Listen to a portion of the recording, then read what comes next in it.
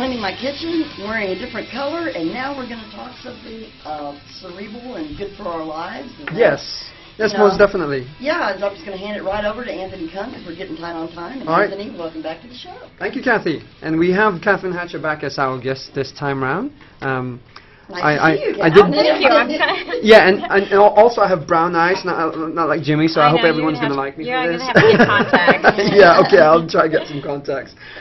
So some of the things that I try to do with searching for guests is that I try to talk to some non-profit organizations that are out there, kind of see what are their causes and what is it that they want to do and make a better life for us out there. And you know, just right here at home, we have somebody who actually has their own non-profit, and that's why Cathrine is standing here today. A couple months back, we had an event with the kids in Saxe High School. We had about 500 kids, and Cathrine was actually the main speaker there, and she gave a 1-hour presentation. And maybe Cathrine could tell us briefly what was that event all about. Well, I was invited to Saxe to talk to their senior class, and like you said, there were at least 500, maybe a few more there, to talk to them about the dangers behind the wheel. Right. All the various things that will actually kill you if you do them behind the wheel. So I am producing a documentary, and they had seen the trailer to the documentary, liked what they saw, and they asked me to come talk to the kids before prom about those dangers. And I found it challenging because I wanted them to listen to me. I didn't want to be some old person talking to them. Just giving the message. And right. Okay, so don't drink, don't drive, don't text, don't do this. Don't do that. Yeah, so and they're like, okay, been there, done that. So I thought, what could be the most impactful way for me to talk to these kids? And so we opted to show them the trailer to the video that I'm producing, the docudrama that I'm creating. And we started out talking to them as me, the filmmaker, and it is 13 minutes. I actually have 15 hours of young people talking about someone very special to them that died in a car crash, and there were 5 things that killed her, and I actually had the young people talking about her 3 months after she died. And so the video is extremely powerful, and we presented her in present tense. Right. So this was your that was in the video. Your daughter? Yes.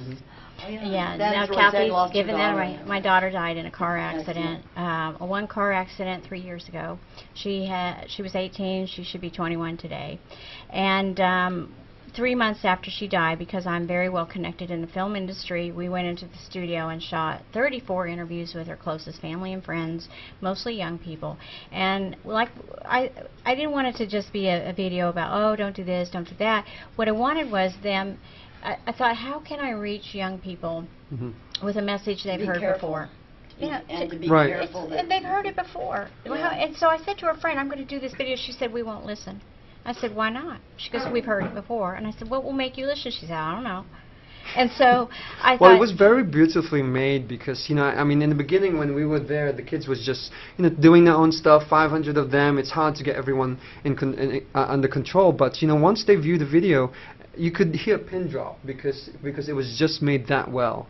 Well, we presented her in present tense, so everyone came on and said, I love Amanda because, or she is this way, or I look up to her because. And we had to go back several times and go, you said that in past tense, say it again in present tense, because we want the audience to believe she's alive. And then we took her away from them on film. And we actually, I'm raising money we're going to shoot, I've been able to piece together 95% of what happened to her that night.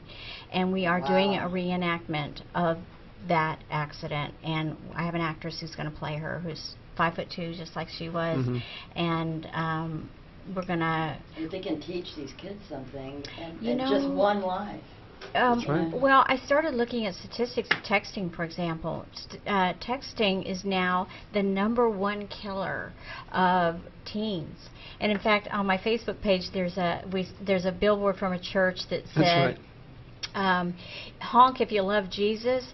text while driving if you want to meet him. And it's That's so, cool. it's so appropriate. Yeah. And so Yeah. I was really talking to the kids. So I said to them, and I had to have the administrators at the school on board with me because they're allowed to have their phones in school, but they're not allowed to use them. So, so I said, I'm going to ask them to do something, and I want you administrators to look the other way. And I promised the kids, if they were honest with me right now, they would not get in trouble. So I said, everyone stand up. They do. I said, everyone who does not have a cell phone on them, please sit down. Like 3 people sit down. That's it.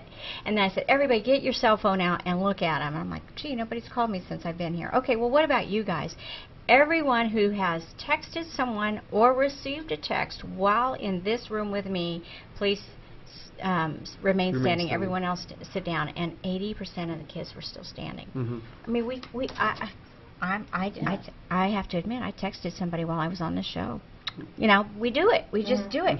So basically, what I wanted to do, you know, she died because there was alcohol in her system.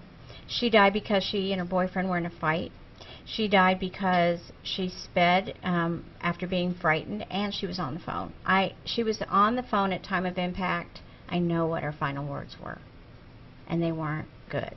You know, she was crying, and that was very upsetting to me because she was the most happy-go-lucky girl I have ever seen, but she was crying, and her last words were, "I don't know." And it's so sad to me, but she had pulled over and asked for help because she knew she had the drinks. She knew that she was upset with her boyfriend. She was crying, couldn't see. And some man saw her pull over, knocked on her window, and scared her. And she was talking to the girl on the phone, and she said, "Amanda, is there someone in the car with you?" She said, "No." And this was what time during the day? 2 o'clock in the morning. That's right.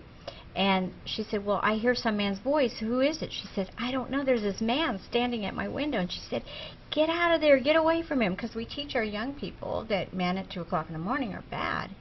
So she sped off, and the girl said, "Amanda, I hear your engine. Are you going too fast? Where are you going?" She said, "I don't know." She said, "What are you doing?" She said, "I don't know. I don't know."